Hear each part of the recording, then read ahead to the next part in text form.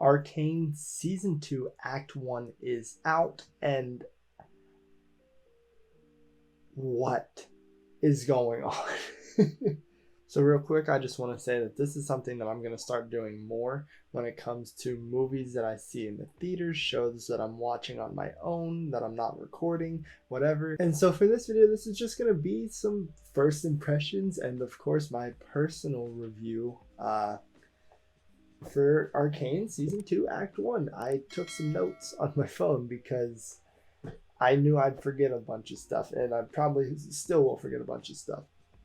But this is all personal opinion. This isn't going to be any like factual things or anything like that. And also keep in mind, I'm not a League of Legends fan. Like, I know nothing about League of Legends. And the only like lore or anything from League of Legends that I know about is from this show and what I learned after watching this show.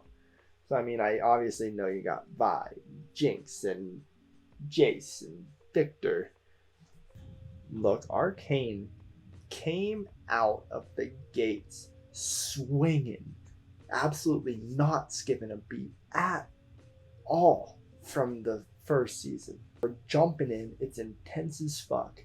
I mean, obviously we had Jinx, doing what she did to the government. Gonna be careful with what I say. But I mean, we're starting off straight out of that. I'm surprised that some people lived that and others didn't, but it's absolutely incredible. I mean, we're jumping in immediately. We're seeing the sorrow of everything, and it's crazy. I mean, animation is beautiful. Animation from Arcane Season 1 was amazing. Like, hands down, it blew me away with how well it looked. It was incredible, and it just jumped up to not even an 11, it jumped up to a 12, and it was already a perfect 10. It's like, it's arguably better, and my personal opinion, it is better, and I don't know how they just managed to jump up like that. Like, obviously, I'm sure you got a higher budget and whatever, but to make the animation look that much better is insane. It's like giving me the feeling of Spider-Verse and watching Into the Spider-Verse and then Across the Spider-Verse. It's almost that same kind of style as Spider-Verse, which we have seen influence a bunch of other projects, animated projects, such as like Puss in Boots: The Last Wish.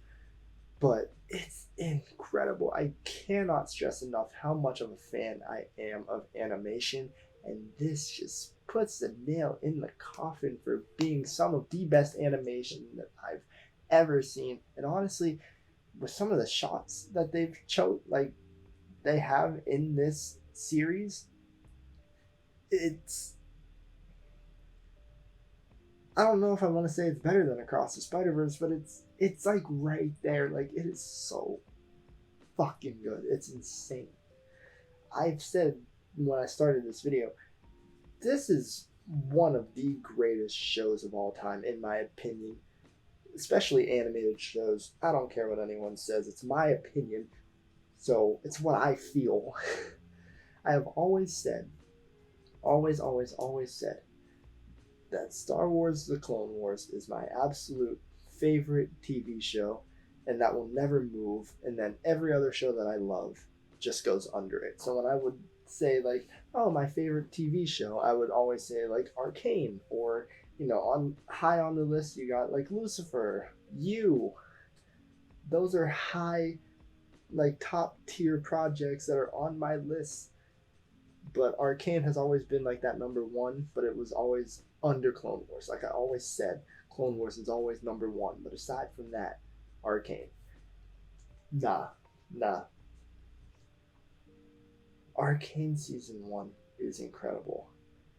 And just the beginning of this Arcane Season 2. Chef's fucking kiss. It tops Clone Wars for me. It's just a different feeling. It's a different vibe. Sure, Clone Wars has seasons upon episodes, levels above Arcane in that sense.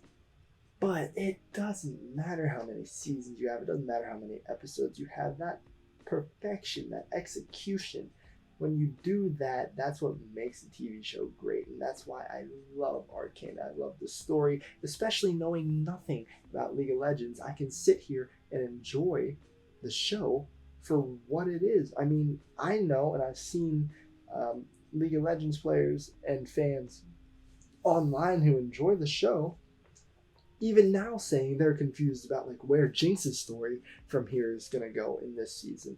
And it's amazing that they can do that. And I love it. I love it. Also, can I just point out Kevin Alejandro, who is also in Lucifer, is literally just Jace. Like, they are the exact same person. You cannot tell me I'm wrong because I'm right. They're literally the exact same person. That's like perfect casting. They're twins. They're fucking twins. I'm gonna start with this. Every episode so far has ended with like a post-credit almost scene of like that Silco's homeboy, I don't even remember his name, with like this wolf or some shit. I'm pretty sure I know that is cooking up what I think we're cooking up when it comes to Vander. But I don't know. It's kind of weird. It just throws it in there at the end every episode. So I'm like, oh, what are we cooking up here in the background? And then you got Echo and Jace's story. Like, seeing those two interact, I didn't think I would see that with Heimerdinger and figuring out the hex core. And then the wild runes and the hex tech and everything like that, and how it's all affecting everything. Like we see in that fight between Vi and Kate. Not Vi. Yeah. Vi and Caitlyn, between Jinx and Savika. Whatever. You know what I mean. And we see how that is affecting like all their hex tech as they're fighting while they're over there pissing around with that. And it's incredible how they pull that off. And I'm so curious to see where that goes, how we're going to play off that. And that Vi and Jinx fight, something that people probably expected to be at the end of season 1, which we did not get, which I'm so thankful for, honestly, because the way season 1 played out was incredible. It's a story of tragedy, and you know I love tragic stories. So to have that battle basically play out the first act, like the final episode of this first act, is perfect, because then we can play on with this story about what's going to happen. Are they going to clash heads and probably fight again? Absolutely. I'd be surprised if they didn't. But I love that we did it straight out the gate, Act 1. Now we're playing into these stories. We're playing into how Mbessa is influencing Caitlyn and how Caitlyn is literally going insane with rage because Jinx killed her mother, and obviously that's justified, but she's like going insane, and Jinx just thrives in all the chaos. Like, we see how successful she is when things are chaotic. It almost seems like her like hallucinations and guilt, it's not completely gone, but the only time she hallucinated like was when those enforcers came into the place, and obviously Vi being one of them. Almost like a sense of acceptance that everything around her just goes to shit. She's the cause of all chaos, and it's a matter of what is going on in her head and what is she going to do between. Is she going to be like this leader for Zaun? Is she going to end up being like just this chaos bringer who never like aligns with anyone? She's asking for death, so like what is going on? What is her arc going to be this season? And I can't wait. I cannot wait. I'm sad. I can't wait. I'm so ready. And Caitlyn's arc too, with her aligning herself with Mbessa, and how they're basically gonna end up going after the underground and Zaun. And oh my gosh, there's so many questions with that. And does Savika know that Jinx killed Silco? Because my boy Meech, he had no idea. And then Victor is like Jesus, basically. He's like a messiah, but is he like good Jesus or is he like bad Jesus? Like, what is going on? There's so many questions I have, and honestly, I'm glad I don't know too much about League of Legends, just in case it were to spoil this series for me.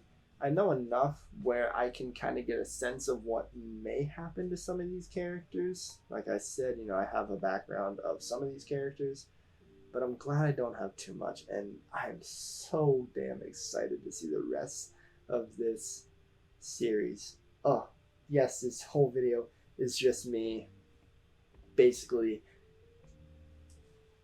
just showing my love and appreciation for this series, for the show makers, the incredible voice talent, everything. Like I said, I love this series, and I've been waiting so long for it to come back, and it's finally back, and I cannot wait to see Act 2 drop, which is this Saturday.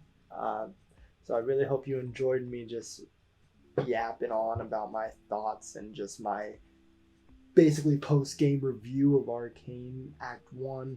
I can't wait to see Act 2 this Saturday. Hopefully I can sit down, record something right after, get you my fresh thoughts, and then pump that video out for the next week before Act 3. So again, like I said, this is going to be something that I'm going to do more often when it comes to movies that I'm going to go see in theaters as well. And obviously I'm going to have more and more reactions coming out. Be on the lookout for Terrifier, which is next. So when that drops, make sure you're subscribed to get notified. Thank you all so much for watching. Please leave a like if you really enjoyed this little review, personal essay, whatever, just raising questions, because it really helps the channel out so much.